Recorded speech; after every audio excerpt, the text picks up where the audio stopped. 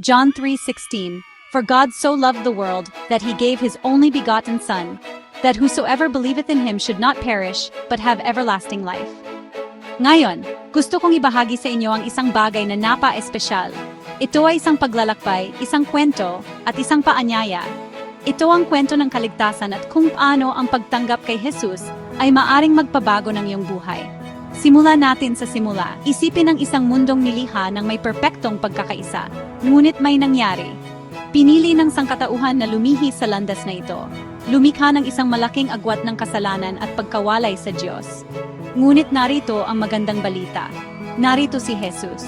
Siya ang anak ng Diyos na isinugo upang tulay ang agwat na iyon. Sa pamamagitan ng kanyang buhay, kamatayan at muling pagkabuhay, nilupig ni Jesus ang kasalanan at kamatayan. Pumasok ka sa aking buhay at gawin akong bago.